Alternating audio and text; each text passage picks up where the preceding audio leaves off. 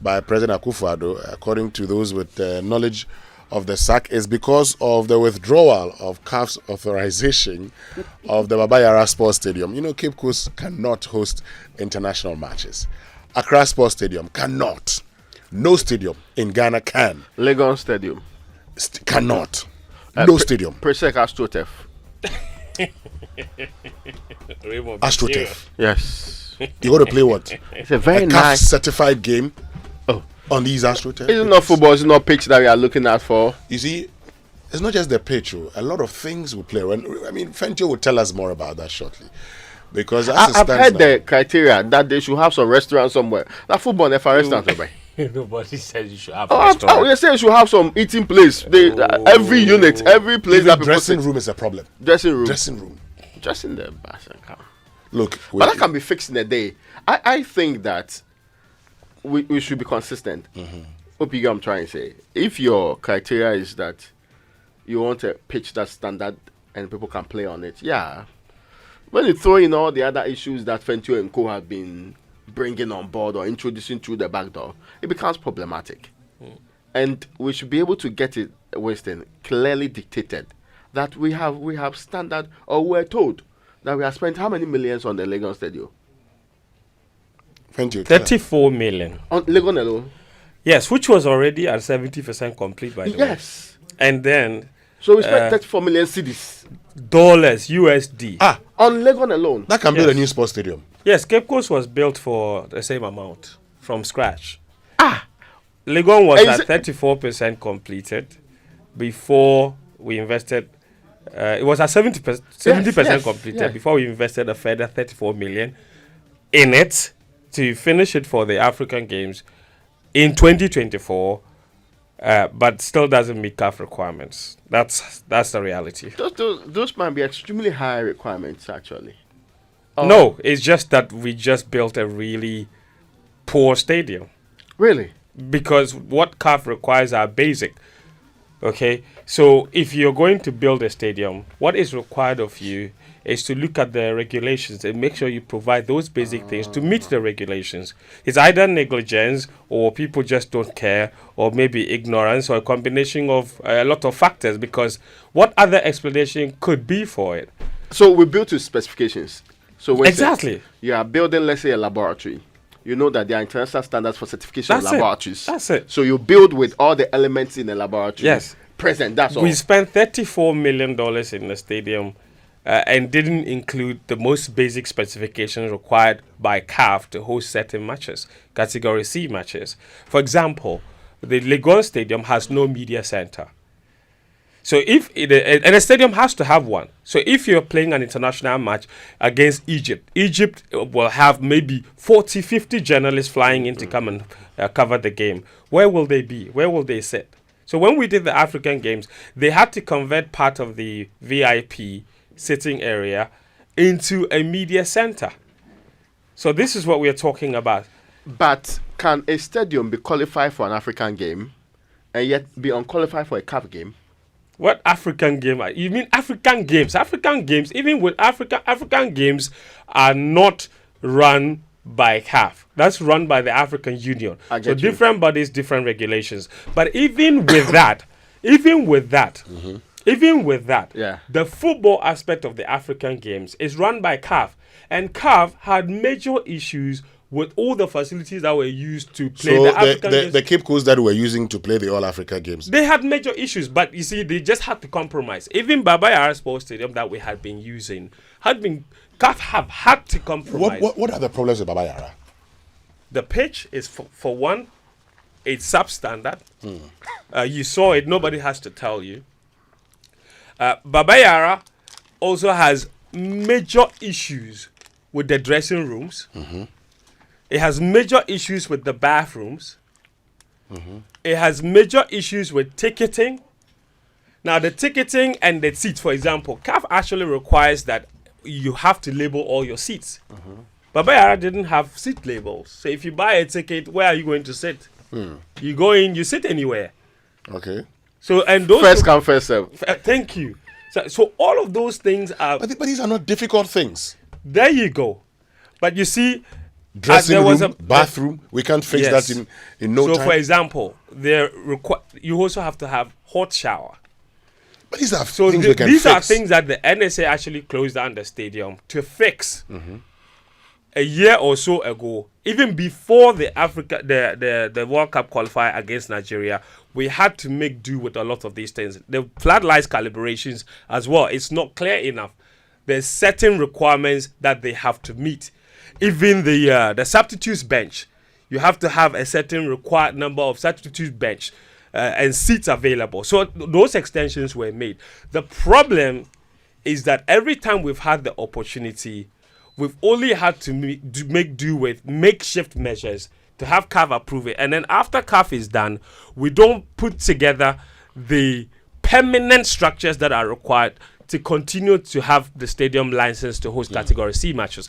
And CAF has regulations for each category of matches. So let's say preliminary round of qualifiers like what the clubs are playing right now, they are all Category 2 matches. The stadium requirements for those matches are not as high as the stadium requirements for, let's say, an African Cup of Nations match or World Cup qualifier, AFCON qualifier. So you will see that, for example, Samatex and Nswatreman are playing games at Accra Sports Stadium. Yeah. Because it's not even in the group stages. That is the preliminary rounds. Now, if those two clubs were to qualify into the group stages of the competition, suddenly it becomes a higher category. And so, as things stand now, with no stadium certified to host Category C matches, if Nswatreman and Samatex make it to the group stages of the CAF Champions League or CAF Confederation Cup, they would have to play outside the country. So that's what it is. So these Not even the recently built Mediama Sports Stadium qualifies. No, TNA also. TNA is really small. So a lot of things are very small. 10,000 capacity. Yes, and that's another thing. Even the capacity of a stadium also counts with regard to the different categories of matches. So there are minimum required capacities for Category C matches, Category 4 matches. So we have a lot of all these issues that the GFA is fully aware of and has communicated to the NSA, the managers of the facilities. So the NSA know full well what the requirements and specifications for approval of every facility for every level of football that we have to play. They've had those regulations for the longest time. So this is not a case of ignorance. They've had them. In fact, the CAF stadium regulations, I have the document here. Share them with our listeners. Because it's just 18 pages. I'm lost. It's just 18 pages long. The CAF stadium regulations. So it's not even that long to read. So you can't miss anything. Hold on. So we've always known this. Yes. And yet, I am told, we were all told of how CAF had to, do a lot of things before CAF actually had to give us the opportunity to play our last match at Abayara Sports Stadium. Because it didn't even meet requirements. Yes. But then they gave us the go-ahead because they said, okay, you go ahead and play. Thank you. Let's come to the pitch, for instance. And I'll bring in Muftar Nabila. When it comes to the pitch, you are those who know these things. How long would it take us to fix that pitch? I think the problem with our pitches is that there are a number of issues. Issue number one is the quality of grass that is being used. Now, if you look at modern pitches, a lot of them have moved away from just using a certain kind of grass. So, for example, a lot of modern pitches now adapt a hybrid approach. And that hybrid approach comes with carpet rows of grass. You don't plant the grass like you're planting grass in your backyard. That is where we are still stuck in. So, with that sort of... when the grass comes in rolls and is laid out, it sticks together. It's like a roll of carpet. But it's a mixture of both artificial and natural grass. That's what they call the hybrid. Okay. What we have... It's not like the AstroTurf. No, it's not. Okay. So what we currently have is just grass that we've gone to sow. Let me put it that way. We've gone to plant on loamy soil. So like a farm. So we plant the grass like we are planting potatoes. You understand? If you do it like that, it comes with a number of issues. One, the stadium drainage system, as things stand, is dysfunctional. So yes. So if you go and plant the grass and you use rake and then you are watering it with a tanker of water, then you come and be walking on the pitch and be watering it like you are watering your backyard. You can't do a professional football pitch like that. So then what becomes of it is this. Every time they host another event there, you see bumps and you see aspects of the grass has died because of the pressure from all of the people stepping on the grass and all of these things. So that's one. The way we plant the grass itself, the way we install the grass, let me use that word, is wrong. So in order for our pitches to get to the highest standards, we need to completely remove the grass that we have right now and relay the pitches fully. That has to be done. If not, if we go back and keep replanting the grass and watering it green, we will always have a green surface, but the playing, but it will never be smooth enough. And that's what we do. So in the build-up to the game against Angola, they hosted a 5-day church event. Didn't cover the grass. They didn't cover the grass. People were outraged. Very similar to what happened at Accra Sports Stadium when Stoneboy hosted a concert and they took motorbikes onto the pitch and were spinning on the pitch and disintegrating all the grass there. When they complained about the uncovered pitch, and it was 35 days to the Angola game, they went in there and mounted a stage, put all kinds of chairs with sharp edges all over the pitch, and had crusade there for 5 days with the stadium completely full. And they were not in the stands, they were on the pitch for 5 days. After that, when people complained, the Ashanti Regional NSA boss said, oh, we have measures in place, robust measures. Everybody said, nobody is against using the stadium for other events. It's done all over the world. All everybody's asking for is find a way to protect the grass while you're holding all these other events, like it's done everywhere else. So invest in pitch covers. The NSA boss actually went to the Public Accounts Committee and said that they had pitch covers. When he came back and they confronted him, he said they didn't have pitch covers. You understand? So they did that to the Baba Yara Sports Stadium. Everybody suspected and knew that with what had happened, we would have issues. And at the time, it was only Baba Yara that was certified. And that's why people were even angrier. Because we knew that with that kind of attitude, we would face issues. And truly, we did. When the game came around, we saw the quality of the pitch. And the days leading to the game, you know what they did? They brought tanker in. The sprinklers don't even work. So they brought tankers in, and then they'll bring manure, spread it on the fertilizer, whatever, and then they watered it green. Then they took pictures and added contrast and things, edited the pictures, and sent them to CAF. That look, and then put them on social media also. That look, NSA is working hard. Then they took pictures standing by the pitch. Everything is PR. And they took the pictures from afar, so that it looks green from far. Send them to CAF. You know that it took CAF to order the NSA to take close-up photos of the pitch and send it back to them. Who are you deceiving? So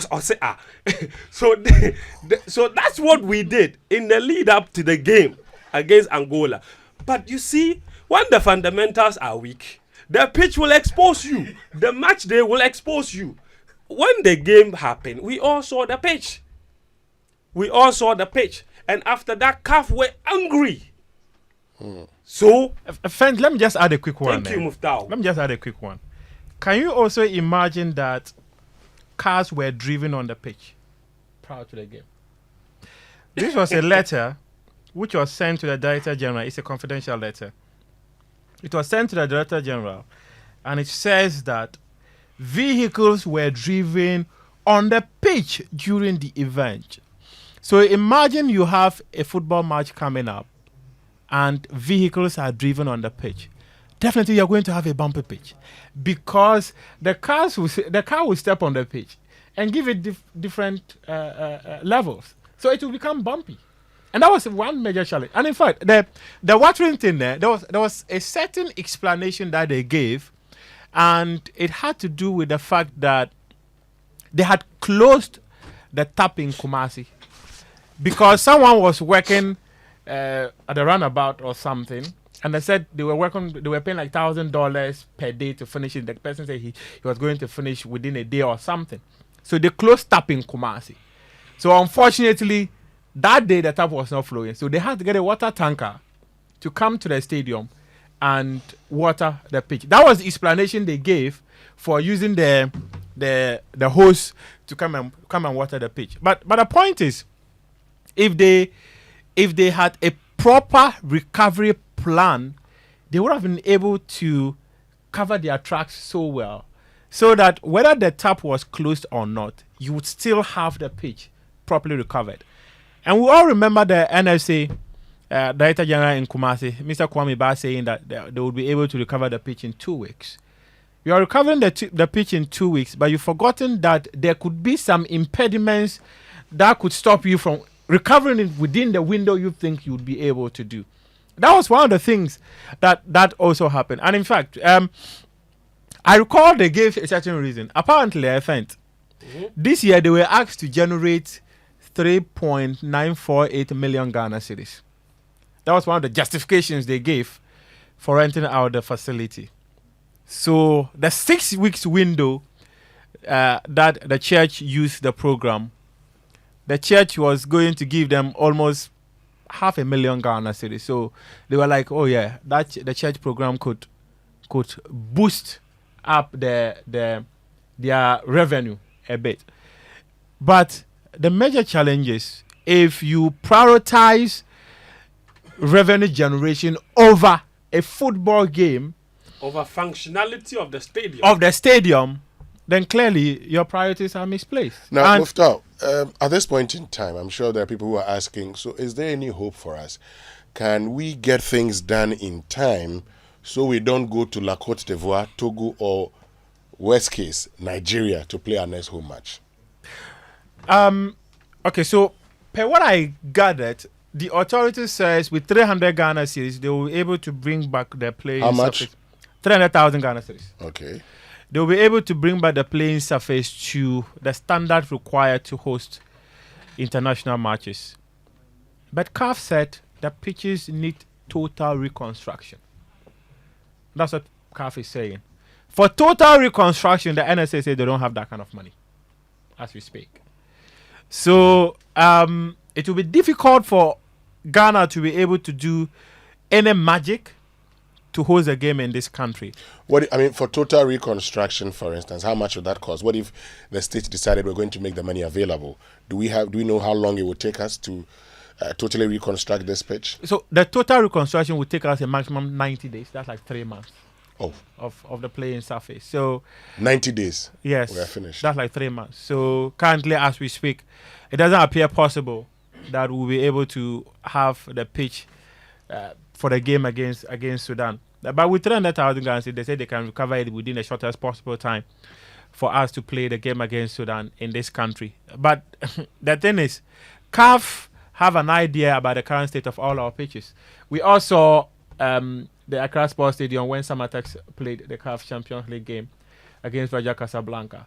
Is this a pitch? And in fact, Fent mentioned about the fact that they closed down many aspects of the stadium because they are trying to engage CAF to come and inspect the facilities just to ensure that they meet a certain standard for us to be able to host the match. But currently, as we speak, it doesn't appear possible because the pitches we've all seen, based on the information also available to CAF, I'm not sure CAF is convinced that we have a facility ready to be able to host any match. It's a Cape Coast Sports Stadium that they believe CAF will be convinced if they are brought back to come and inspect. Because the Ghana Football Association got a pitch maintenance expert to go to Cape Coast and work on the pitch. This was on September 6th. And that person has been there working on the playing surface. So they are hopeful that when CAF comes to inspect that one, probably CAF must just give us a way to be able to host it because the consequences are damning. I don't know, but there were a couple of meetings where people were told they will be held responsible if Ghana plays any game outside this country. So those people too are working behind the scenes to ensure that the pitch is ready. And I understand they are engaging one of the CAF experts when it comes to club licensing. And this person is the person advising them on what to do to be able to get the pitch in shape so that Ghana can host Sudan at the Cape Coast Sports Stadium. You see, the problem Yes, with... finally, thank you. Yeah, see, my concern with all of this is that even if we were to work some kind of magic to have the game played here, what next after that? What then happens? Because we have closed down 4 stadia in the hope that one of them will be approved. So we are working on all of them. We are going to fund CAF officials to come from Egypt to come and inspect these facilities and then hope that one of them will be approved. What I don't understand is that, you see, we had an off-season. And I like forward-thinking leaders. We had an off-season. The off-season lasted almost 3 months. There was no Ghana Premier League football. There was no international football. The whole summer. The Premier League ended on June 16. July, August, September. We sat down, gave the stadium to church activities, church programs, didn't cover the pitch. We didn't maintain anything. We didn't use the opportunity to fix anything during that period for 3 months. We just sat aloof. And then what happened against Angola happened. We get a ban, and now we are working feverishly to try and reverse the ban. And in response to that, we have closed down as many as 3 stadiums. Just 2 match days into the Ghana Premier League, when teams had budgeted based on the venues, we've sacked all of the teams. We've sacked House of Folk from Accra. We sacked Kotoko from Kumasi. We've sacked Vision FC, Accra Lions, and also Dreams FC from Accra Sports Stadium. And just 2 match days into the season, they are looking everywhere else for new venues. Apart from that, all the other away teams who had planned and budgeted that they would play these teams in Accra will all have to readjust their budgets. Then the football fans, because you plan to watch Kumasi Asante Kotoko in Kumasi for the whole season, and then suddenly after just 1 match week, you're told that every match week you have to travel to Obuasi. Now, and this is not, if this was because of some closure for permanent maintenance of the stadium, I would be more than happy for that to happen. But all this in the hope that one of them will only be approved so you can host Sudan. This short-termism and stopgap measures, it has to stop. Okay. We have to start being forward-thinking. We have so many stadia in this country. How is there not a coordinated attempt to investing in, especially renovating a lot of these? Because see, frankly, I've looked at the stadium regulations. A lot of these stadiums that don't qualify, not too much is required to restore them. In fact, all the money we say we've spent on AstroTurfs, if we spent half of it on the national stadia, we will have every single one of them functional and approved. How is it possible that 2 years ago, Mali got banned from playing games at home because they didn't have a certified stadium?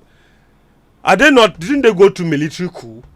Exactly 2 years later, Mali now have as many as 6 certified facilities to host CAF matches. How is that possible? And we've sat here with the second biggest economy in West Africa. Côte d'Ivoire just hosted the AFCON. They had 6 stadiums. Nigeria, also with all their problems, they have as many as 6 certified stadiums. They're actually asking us to make a choice. Do you know the list of countries that Ghana has joined as countries not playing games at home? Chad, Djibouti, Niger, Djibouti. Those are our co-equals. Thank you. Football country. Burundi actually has a certified stadium. We will come back. Hold on. Football nation.